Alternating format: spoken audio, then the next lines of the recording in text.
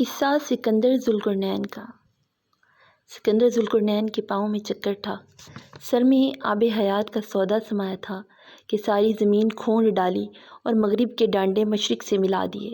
مارا مار کرتا ہوا مغرب کی انتہا تک گیا اور سورج کو ایک دلدل بھری ندی میں غروب ہوتے دیکھا۔ وہاں سے پلٹا تو جنگلوں، صحراؤں، کھیتوں کھلیانوں، بستیوں، نگریوں کو روندتا، ساری زمین کو ناپتا مشرق کی انتہا تک پہنچ گیا، اس مقام تک جہاں سے سورج کو طلوع ہوتے دیکھا۔ سکندر ذوالقرنین نے مشرق و مغرب کے سفر میں رنگ رنگ کی خلقت دیکھی، بھانت بھانت کی بولی سنی، طرح طرح کی بستی نگری رستے میں آئی۔ ایک شہر عجیب دیکھا کہاں، اس کے چاروں طرف پتل کی فصیل کھینچی ہوئی تھی، اندر جانے کے لیے نہ کوئی دریچہ نہ در۔ سکندر ذوالقرنین نے اندر جانے کی کوئی راہ نہ پائی تو ایک لشکری کو رسی کی مدد سے فصیل پر چڑھا دیا، یہ دیکھنے کے لیے کہ فصیل کے ادھر کیا ہے، مگر وہ لشکری عجب نکلا، فصیل کے اس طرف دیکھ کر ہنسا اور دوسری طرف اتر گیا۔ دوسرے لشکری کو چڑھایا، اس نے بھی یہی کیا، ادھر کی دنیا سے اپنے ساتھیوں سے بے نیاز ہو گیا، فصیل کی دوسری طرف دیکھ کر ہنستا اور ہنستا ہی چلا گیا، پھر ادھر نیچے اتر گیا۔ تیسرا بھی یہی کرنے لگا تھا، مگر اس کے ساتھیوں نے رسی کو زبردستی اپنی طرف کھینچا، اس سے یہ ہوا کہ وہ آدھا ادھر جا پڑا آدھا ادھر۔ تب سکندر ذوالقرنین نے سوچا کہ یہ اسرار الہی ہیں، اس میں دخل مت دو، یہ سوچا اور آگے بڑھ لیا۔ پھر راہ میں ایک نرالی بستی آئی، جسے دیکھو کوئی عقل کا پتلا، کوئی حکیم، کوئی فیلسوف، چھوٹے بڑے سب دانا بینا۔ اس کا استقبال کھلے دل سے کیا، دسترخوان بچھا، بڑے بڑے خوان لا کر رکھے گئے، مگر جب سرپوش ہٹایا تو دیکھا کہ بڑے بڑے تشت ہیں، ہیرے جواہرات سے لبریز۔ بادشاہ جذبز ہوا، بولا کہ ہیرے جواہرات خوب ہیں، مگر انہیں کھایا تو نہیں جا سکتا۔ ان عاقلوں نے دست بستہ عرض کی کہ حضور والا فاتحین زر و جواہر ہی کی خاطر شہروں پر چڑھائی کیا کرتے ہیں، سو ہم نے سوچا جو شے مطلوب ہے وہ نظر کر دی جائے۔ یہ سن کر سکندر شرمندہ ہوا اور ان کی دانائی کا دل ہی دل میں قائل ہوا، جلد ہی ان سے رخصت ہو کر آگے بڑھ گیا۔ آگے جو شہر راہ میں آیا وہ نیک دل لوگوں کا شہر تھا، مگر بد لوگوں سے ان کا پالا پڑا تھا۔ انہوں نے سکندر ذوالقرنین سے فریاد کی کہ اے منصف مزاج بادشاہ، تو ہمارے ساتھ انصاف کر، ایک بدبخت وحشی گروہ سے ہمارا پالا پڑا ہے، ان سے ہمیں نجات دلا۔ یہ بدبخت وحشی گروہ کون سا تھا؟ اصل میں وہ شہر ایک دولخت پہاڑ کے سائے میں تھا، اس پہاڑ کے دوسری طرف یاجوج ماجوج اپنی آل اولاد کے ساتھ آباد تھے، عجب اوٹ پٹانگ قسم کی مخلوق تھی، کوئی لمبا تڑنگا ڈوہ کا ڈوہ، کوئی اتنا ٹھگنا کہ بس بارشت بھر کا، کان اتنے بڑے بڑے کہ جب لیٹتے ہیں تو ایک کان کو بچھونا بناتے ہیں، دوسری کو اوڑھ کر سو جاتے ہیں۔ شرافت اور تمیز پاس ہو کر نہیں گزری، تہذیب سے کوسوں دور شہر پر ہلہ بولتے ہیں، شریفوں نیک دلوں کو ستاتے ہیں، لوٹ مار کر چلے جاتے ہیں۔ سکندر ذوالقرنین نے کیا خوب انتظام کیا کہ دونوں پہاڑوں کے بیچ جہاں سے وہ آتے تھے لوہے کی چادروں سے ایک اونچی دیوار کھڑی کر دی، پھر دیوار کو خوب سیسا پلایا، دیوار ایسی موٹی اور مضبوط کہ نہ اسے توڑا جا سکے نہ اس میں سوراخ کیا جا سکے۔ اہل شہر سے کہا کہ اب تم بے فکر ہو جاؤ، دیوار ایسی مضبوط ہے کہ یاجوج ماجوج جب اسے توڑ نہ سکیں گے تو چاٹنا شروع کر دیں گے، مگر دیوار ٹس سے مس نہ ہوگی۔ ہاں، قیامت سے پہلے اس دیوار کو ٹوٹنا ہے، مگر قیامت کی قیامت پر دیکھی جائے گی، اس وقت تو ساری دنیا میں قیامت ٹوٹے گی، یاجوج ماجوج بھی اپنی آل اولاد کے ساتھ ٹیڈی دل کی مثال بستیوں پر ٹوٹ پڑیں گے اور کھیتوں کھلیانوں باغوں کو چاٹتے چلے جائیں گے، مگر تب تک کے لیے تمہارے لیے راوی چین لکھتا ہے۔ پھر سکندر ذوالقرنین نے شہر کے عالموں، دانش مندوں، حکیموں کو جمع کیا اور کہا کہ میں اب مشرق کے آخری کنارے کی طرف کوچ کرتا ہوں، میں اس چشمہ کی تلاش میں ہوں جس کا پانی اگر پینے کو میسر آ جائے تو آدمی امر ہو جاتا ہے۔ اے اہل دانش، تمہارا علم اس باب میں کیا کہتا ہے؟ مجمع خاموش رہا۔ ہاں، ایک دانا بینا بوڑھا سوچ بچار کے بعد بولا کہ جہاں پناہ حضرت آدم علیہ السلام کا وصیت نامہ میری نظر سے گزرا ہے۔ اس میں لکھا ہے کہ مشرق کی انتہا پر کوہ ظلمات ہے، اس کے بیچ ایک چشمہ ہے، نام اس چشمہ کا آب حیات ہے، پانی اس کا دودھ سے زیادہ سفید، برف سے زیادہ ٹھنڈا اور شہد سے زیادہ میٹھا ہے، تاثیر میں یہ پانی امرت ہے، آدمی اگر ایک گھونٹ پی لے تو قیامت تک کی زندگی اس کے نام لکھی گئی۔ یہ سن کر سکندر ذوالقرنین نے کہا، اے مرد بزرگ، تو میرے ساتھ چل، میری رہنمائی کر۔ وہ بزرگ بولا، اے بادشاہ، مجھے اس زمین سے ہلنے کی اجازت نہیں، سو میں چلنے سے معذور ہوں۔ ہاں، اس نواح میں خضر نام کا ایک بزرگ ہے، وہ اس مہم میں رہنمائی کا فرض انجام دے سکتا ہے۔ تب خضر کو ڈھونڈیاں پڑی۔ حضرت خضر جیسے ہی منتظر بیٹھے تھے، مہم کی خبر سنی تو فوراً ہی اٹھ کھڑے ہوئے۔ اب وہ آگے آگے، سکندر ذوالقرنین اور اس کا لشکر پیچھے پیچھے، مگر انہوں نے چلتے ہوئے کہا، اے بادشاہ، کوہ ظلمات میں اتنا اندھیرا ہوگا کہ ہاتھ کو ہاتھ سجائی نہیں دے گا، روشنی کا کوئی انتظام ہونا چاہیے کہ وقت موقع پر کام آئے۔ سکندر ذوالقرنین نے پوچھا کہ کیا انتظام کیا جائے؟ کہا کہ آپ کے خزانے میں اگر گوہر شب و چراغ ہو تو وہ ساتھ رکھ لیجیے۔ سکندر ذوالقرنین نے فوراً خزانے سے وہ گوہر، جسے گوہر شب چراغ کہتے ہیں، نکلوایا اور خضر کے سپرد کیا۔ یہ قافلہ بن بن کی خاک پھانکتا، رنج سفر کھینچتا، بالآخر کوہ ظلمات میں جا داخل ہوا۔ روشنی کا جہان پیچھے رہ گیا، اس کے ساتھ ہی دن رات کا امتیاز مٹ گیا۔ ارد گرد سیاہی کا سماں ہے، گھور اندھیرا، ایسا کہ ہاتھ کو ہاتھ سجائی نہ دے۔ کوئی پتہ نہیں کس رستہ پر چل رہے ہیں۔ حضرت خضر چلا رہے ہیں کہ میرے پیچھے پیچھے چلو کہ رستے سے بھٹک نہ جاؤ۔ پھر انہوں نے جیب سے گوہر شب چراغ نکالا، مگر اس چراغ کی روشنی بھی خضر تک پہنچی، اس سے پرے اندھیرا۔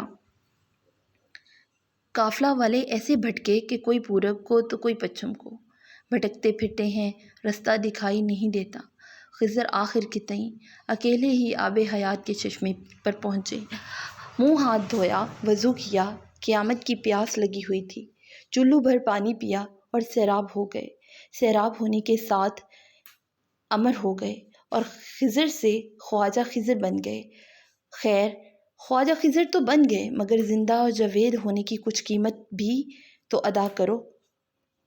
فانی انسانوں کے لیے کوئی بھلائی کا کام کرو۔ سو قیامت تک کے لیے یہ ڈیوٹی لگی کہ صحرا میں، جنگل میں، سمندروں میں جو مسافر رستہ بھولے، خواجہ خضر حاضر، انگلی پکڑ کر رستہ دکھا رہے ہیں۔ مگر اس امر بننے کے چاہ لے کر تو سکندر ذوالقرنین نکلے تھے، وہ حضرت کدھر نکل گئے؟ اندھیرے میں کہاں سر پھوڑ رہے ہیں؟ قافلہ کہ تتر بتر ہو گیا تھا۔